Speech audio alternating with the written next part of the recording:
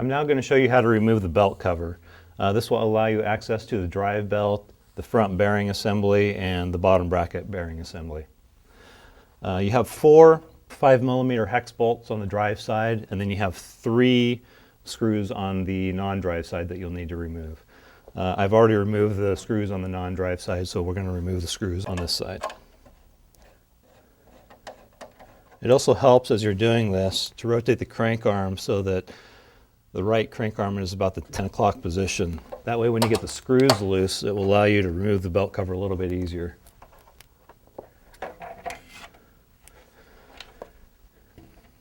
And now you have access to the drivetrain area.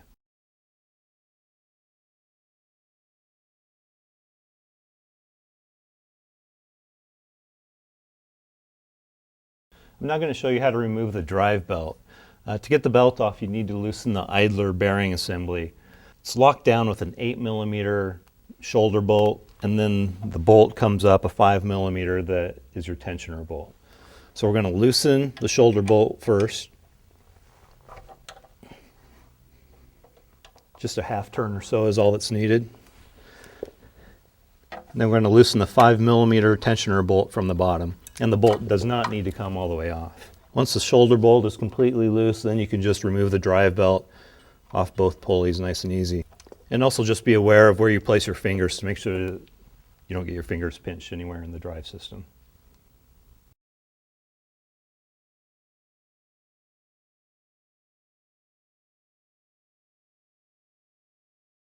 Now that the drive belt is off, you now have access to the front bearing assembly, the bottom bracket assembly, and the idler bearing assembly. I'm going to show you how to change the idler bearings. Since the shoulder bolt's already loose, just continue to loosen it until it comes off the screw on the back side.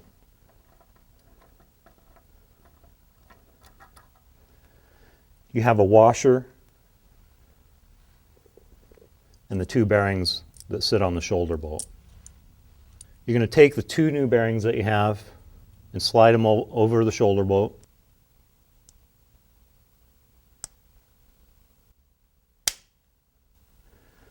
Put the spacer on. And it's important when you're screwing it back on, screw it nice and slow so that the spacer stays on the shoulder bolt. If at any time the spacer comes off, just remove the shoulder bolt, put the spacer back on, screw it on nice and slow. And then leave it loose until you put the drive belt back on.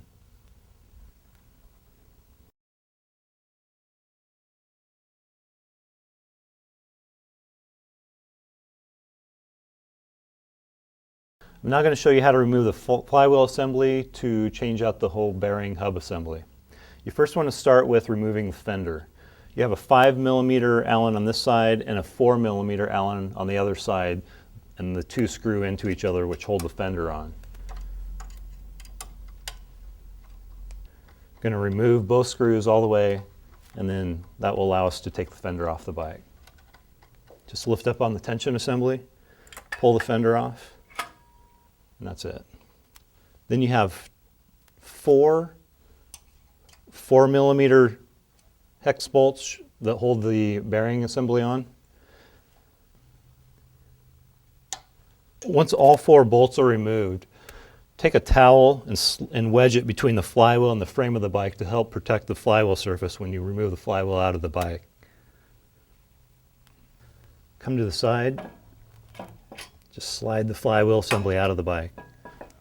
Flywheel is going to be oily, so it might be handy to have some paper towels around.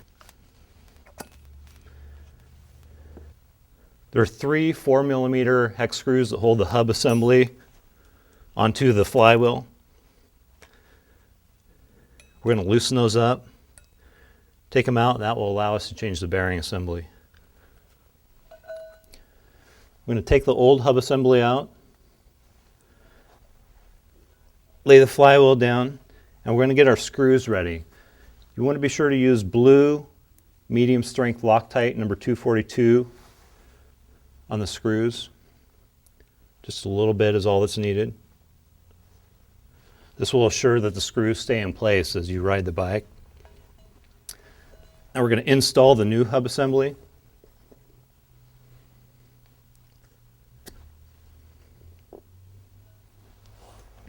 Insert it. from the drive side, line the holes up, and then go ahead and put your screws in. Keep them loose until you get them all in, and then tighten them down. Once you have the thread started, go ahead and tighten them down all the way. Nice and snug. Put the cover back on. And then we're ready to install the bearing or the flywheel assembly back inside the bike. So again, we're going to lay a towel down to protect the edge of the flywheel surface.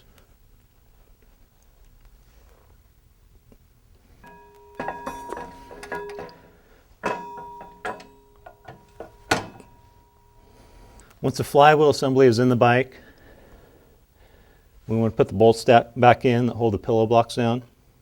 Put a little Loctite on each bolt.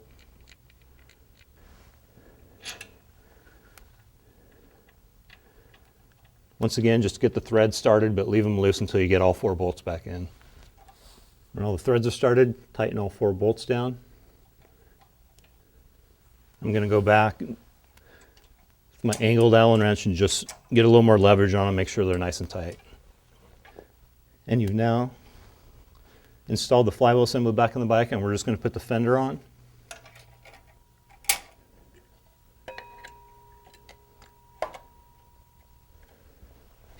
Get the thread started by hand. And then we're going to tighten it down. Just nice and snug. You don't want to break the screw and you don't want to break the plastic on the fender. So just snug it down nice and good and you'll be set.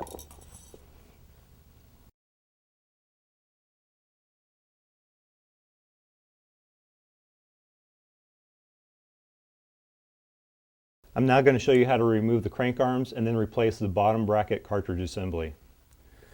We're going to start by removing the 8mm crank bolts.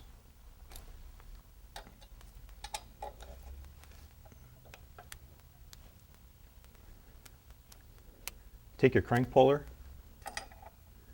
and be sure that the crank puller does have a small tip on it. You're going to thread it into the crank arm and then spin the puller, and that will push on the spindle and pull the crank arm off at the same time. And then we're just going to repeat the process on the left side.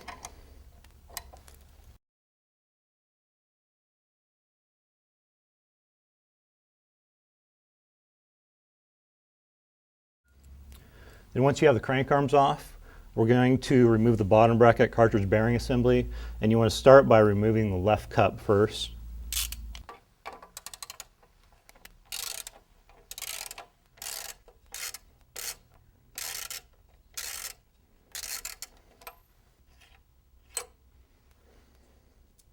And once the left cup is removed from the bike, you can take out the right side. And as we take the right side out, it's a cartridge style, and also keep in mind that it's reverse threaded. So you're going to turn it clockwise to loosen it.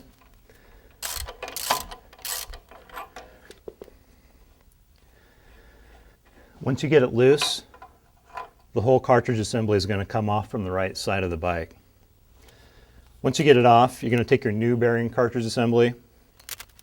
Before installation, you want to use Loctite on the threads. And also clean out the threads on the frame of the bike to make sure that the bearing cups screw in nice and easily. Apply Loctite to the bearing cup.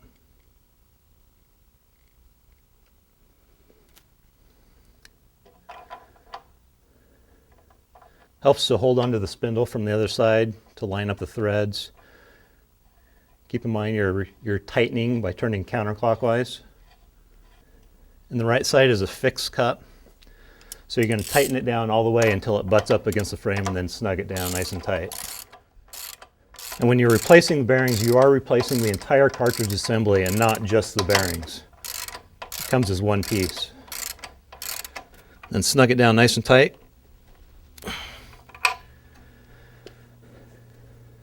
Put Loctite on your left bearing cup.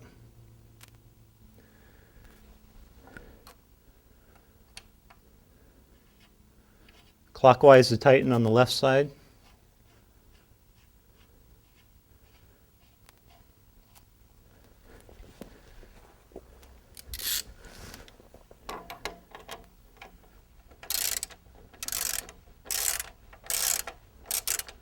You want to tighten the cup down to the point where the spindle still turns freely, but the cup is tight enough to where it's not going to come loose.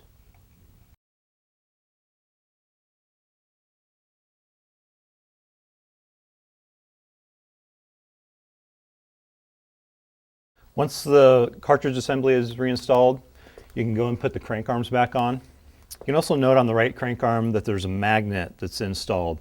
This is for the pilot. That's the optional cadence meter piece that you can get for the bike if you want.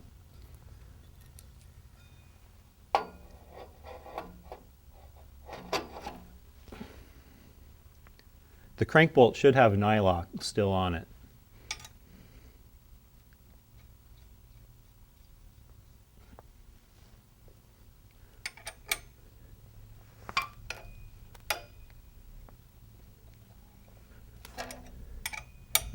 Then tighten the crank bolts down as tight as you can get them by hand.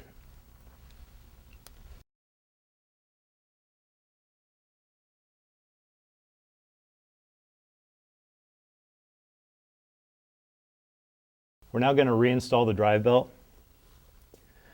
Loop it over the pedal, underneath the tensioner bearings, over the front pulley. Come back to the main drive pulley. Hold the belt down, being careful where your fingers go, and then just gently turn, and it will ride the way back onto the pulley. Then we're going to adjust the tension of the belt. Again, the shoulder bolt is loose. You're adjusting the tensioner bolt. You can go ahead and tighten it down tight enough to where you have a decent amount of pressure on the belt. And then I'm going to jump on the bike and test the tension. So it's nice and snug right now. I'm going to hop on the bike. Just kind of rock back and forth on the pedals, and then give a quick thrust down, and you can see that the belt is still slipping pretty good. So I'm going to jump back off the bike and adjust the tensioner a couple of turns.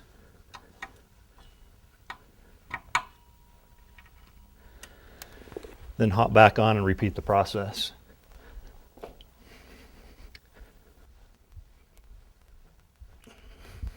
little bit of slippage is okay, but you want to have it tight enough to where when you're riding the bike and you have a decent amount of resistance on the flywheel that the belt's not going to slip. So once you get the belt tension tight, tighten your shoulder bolt down, nice and snug, and then you're set.